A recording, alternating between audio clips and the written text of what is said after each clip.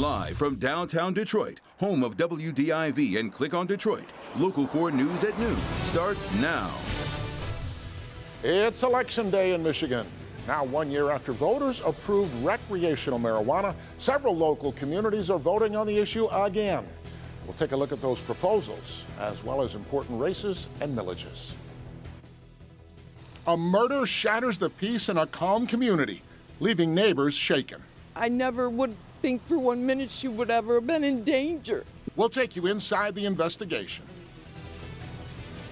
Detectives spent the overnight hours searching a home after the shooting. You are looking at video from a very active police scene. Take a look at a map of the scene in Van Buren Township on Fay Drive near Belleville and Ecorse Roads. Rod Maloney gives us a look at that police investigation. Village Point Estates here is one of those neighborhoods everybody wants to live in. The neighbors get along. When school's out, the kids are outside playing. They even do Christmas cookie exchanges. But all of that peaceful suburban existence was shattered last night in a domestic dispute inside this house.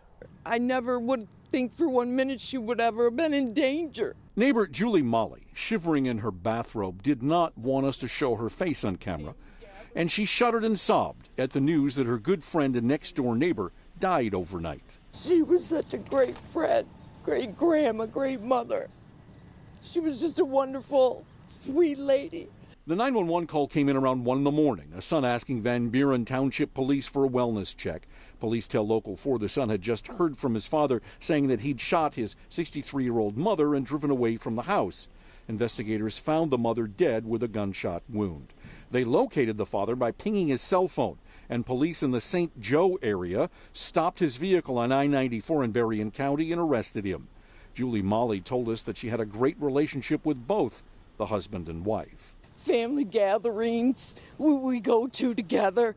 You know, I've had people in my family that passed. They're right there for me. And Julie cannot wrap her mind around what possibly could have happened. They may have had their problems, every married couple does, but I mean, to think of something like this, never in my wildest dreams would I ever think something like this would occur over there, ever. Under arrest is the husband in this case, and he has to come back to Van Buren Township from Berrien County. Detectives will talk to him once he gets back here, and then they'll decide exactly where this case is headed. In Van Buren Township, Rod Maloney, Local 4. All right, thanks, Rod. Van Buren Township police are withholding the identity of the victim until family is notified. A developing story this noon. At least 9 U.S. citizens have been killed in northern Mexico in what one family member describes as a massacre. A relative recorded this video from the scene in an isolated area of Mexico's Sonora state. The killings happened late Monday. What remains a charred vehicle still smoldering, riddled with bullet holes. 3 women and 6 children, including 8-month-old twins, were killed. They were all members of the same extended Mormon family.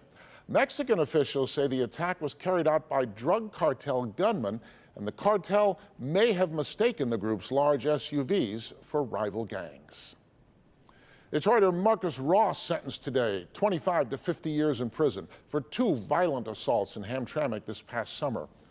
Ross reached a plea agreement over the rape and beating of a 16-year-old deaf girl and the beating and attempted rape of a 37-year-old woman whose home he invaded. The sentencing judge noted the violent nature of the crimes.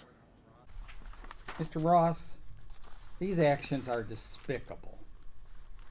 And, sir, you have ruined 2 women's lives just for your needs. You are a very, very dangerous sexual predator. The 2 attacks took place just 3 months after Ross had been released on parole from a prison sentence for armed robbery and carjacking. Today, the man accused of killing his wife by spiking her cereal with heroin will learn if he will stand trial. Christina Thompson Harris was found dead in the bedroom of her home back in 2014. Her death ruled accidental, but new evidence led to the arrest of her husband, Jason Harris. Last week, a former co-worker testified to giving Jason the drugs, which he said he planned on crushing up so his wife would go to sleep. Local 4 defender Karen Drew is in Flint for today's hearing. A serious crash shut down northbound I-75 at Big Beaver this morning. Sky 4 can show us the early morning crash scene. One SUV on its side on the freeway. Northbound I-75 has now reopened. We have no word if anyone was seriously hurt. Today, voters in several communities will decide on proposals involving marijuana businesses. In Kego Harbor, there's a proposal to allow 4 medical dispensaries and 4 recreational stores. In Walled Lake, voters consider allowing 8 recreational marijuana retailers. In Allen Park, a proposal to allow 3 retailers and 3 micro businesses. In Lincoln Park, voters consider allowing 2 medical and 2 recreational marijuana shops. Those living in Sterling Heights will decide on whether to renew a millage, which provides staffing for the police and the fire department. It would also provide dedicated funding for local street improvements. If it passes, the Safe Streets renewal would be applied during a 10-year period and provide $11 million funding in the first year. And voters in Ann Arbor will decide on a $1 billion bond for the city's school district. If that's approved, the bond will allow the district to replace existing school infrastructure, make updates at every school, and build some new classroom space. New buses and technology would also be purchased. This proposal would cost taxpayers in Ann Arbor an average of $228 a year. And all eyes on the Warren mayoral race today to see if current Mayor Jim Fouts will win a 4th term. He is up against City Councilwoman Kelly Collegio, who's one of his former assistants. Fouts recently made headlines when a recording surfaced of him allegedly threatening his former chief of staff, although Mayor Fouts has denied it's his voice on the tape.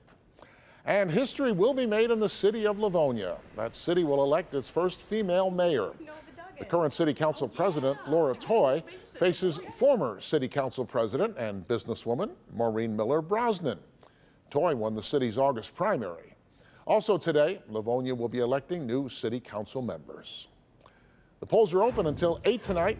You can find sample ballots and other election information on the elections page at clickondetroit.com. All right, let's turn our attention to the weather. Take a live look outside through our sky cam. Some clouds rolling in. Brandon, we have any rain in those big clouds? Maybe a little bit, Steve. Maybe a couple of flakes or flurries, too. But it will not have an impact on or an excuse for you to get out there and vote. The winds are creating a few minor hiccups. Part of it is the temperatures. We have 41 in Lapeer, 41 Pontiac. 44 over at Metro Airport and 45 down in Monroe. You see the winds coming off the lake here, off of Lake Michigan, out of the west, anywhere between 8 and 18 miles an hour, gusting a little stronger. But problem one is the wind chills here, feeling a little bit cooler. So we have to kind of dress for these low to mid 30s over the next few hours, and maybe an occasional little area of drizzle, a few flakes or flurries, but again, Steve, not enough to dash our Election Day spirits. We have some ups and downs, a little rain, a little snow. We'll share it with you coming up. All right, thanks, Brandon. There is a sense of anticipation in Washington today. House committees investigating the possible impeachment of President Trump will release more transcripts of testimony. Today, we're expected to read what former Special Envoy to Ukraine, Kurt Volker, and U.S. Ambassador to the European Union, Gordon Sondland, said in their closed-door testimony. Yesterday, transcripts were released of testimony from former U.S. Ambassador to Ukraine, Maria Yanovich. She told about pressure she felt from the president to have Ukraine investigate the son of former Vice President Joe Biden. Local 4 and Click on Detroit will have more on the new transcripts as they are released. Roger Stone arrives for his trial. The longtime advisor to President Trump pleaded guilty to 7 charges of obstruction, witness tampering, and lying to the House Intelligence Committee investigating Russian interference in the 2016 elections. He will appear before a judge and a jury. Still to come, a breath of fresh air is getting harder to come by in New Delhi. Problems are vast. We don't know what effect it may have in long term, but we face sneezing, coughing, these kind of things. Toxic smoke causing chaos in India. But up first, there is concern in Canada after an investigative report yields disturbing results regarding lead in drinking water. We'll share those startling numbers.